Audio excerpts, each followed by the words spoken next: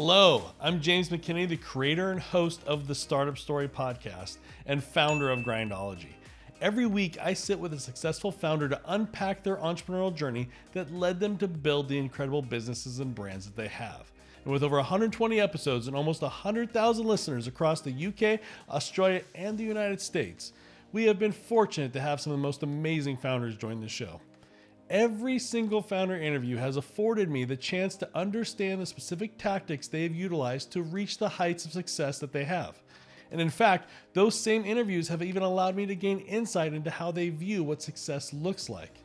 I remember interviewing Dylan Jacob, the creator and inventor of BrewMate, and he shared that his lifelong goal was to simply invent a product that he could see people using while walking around in public.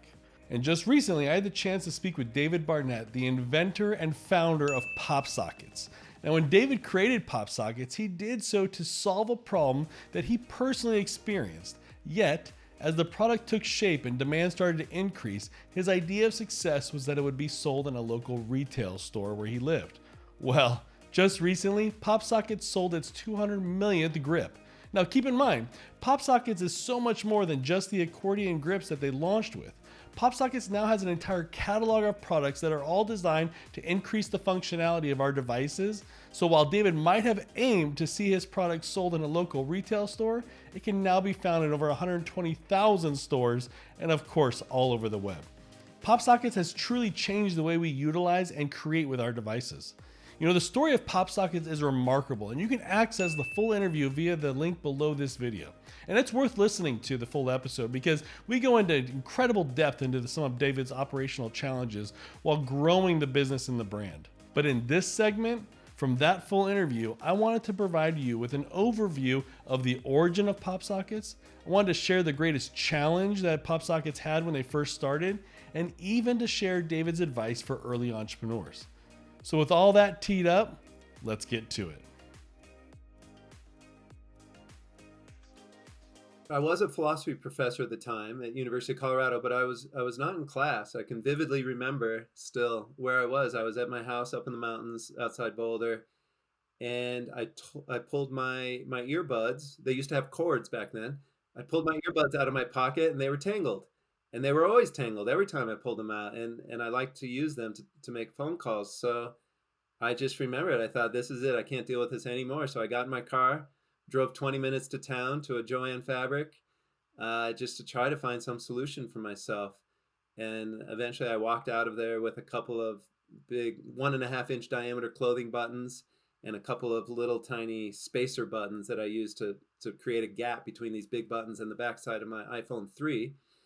Put a piece of packing tape on the backside of my iPhone 3 and then glued my buttons onto the packing tape so that I wouldn't ruin the iPhone 3 and wrapped my headset around them, and my problem was solved. So to solve a problem for yourself is one thing, but then to try and think that there's might be a larger problem, like what were the steps that got you thinking maybe there's an iteration of this that could be more popular? Because I have to imagine most people, again, the iPhone 3 especially, for the first time of anyone ever seeing anything like it, it was glossy, it was, smooth round edges. I mean, there was so much sex appeal to the iPhone 3 for what it was. In fact, cases were something you just didn't even want to put on it because you wanted to show off how beautiful it was. And here you are, adulterating it with buttons and packing tape. And so I have to believe there are people that were shaming you for doing such a thing. And so from that perspective, I look at it and think, well, no one wants a solution for this. Walk us through some of the things that occurred in your life to get you to a point where you think maybe there is something larger to be had here. Sure.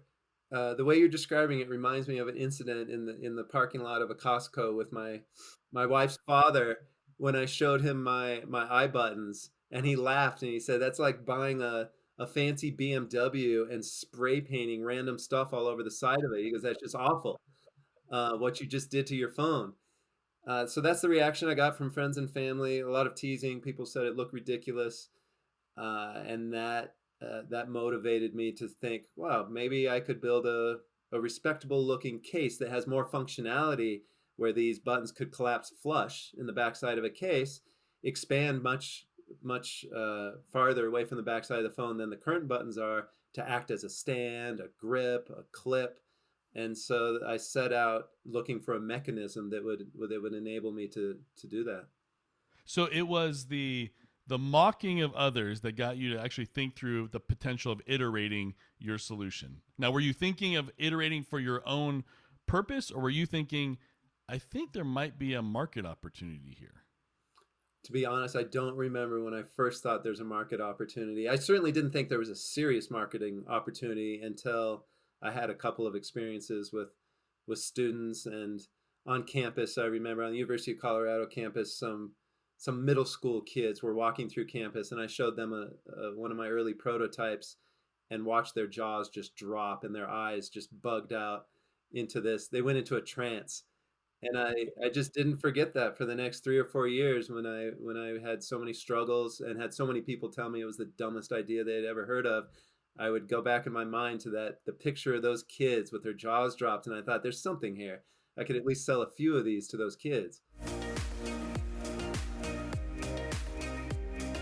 I had massive manufacturing problems. So finding the right supplier and eventually suppliers was just really difficult. At the accordion, so the product, centers on this, our core product centers on this accordion mechanism that expands and collapses similar to an accordion, and it's difficult to manufacture that at the small scale that I designed it. So it's my design goes against all of the rules of design. So they would tell you in day one of a design class, don't let the walls of your product change thickness from thin to thick to thin to thick.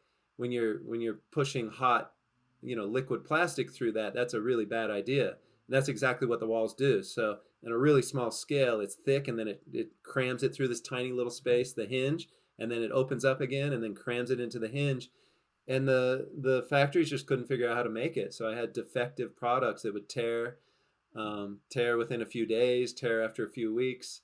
I had defective gel. It was really difficult to get this adhesive that's repositionable to be the right strength and have the right durability. So batch after batch of defective gel where these grips would just fall right off of people's cases or phones.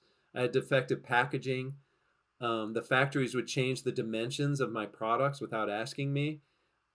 So the accordion is attached to a platform that sticks to a phone.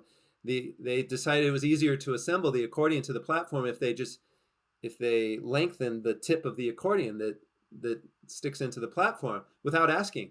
They lengthened it so much that it hits the phone before the adhesive touches the phone. And I got 30,000 of these, received them in the mail. And none of them, the adhesive didn't even touch the back of the phone. They just fall right off. So it was a nightmare dealing with manufacturing.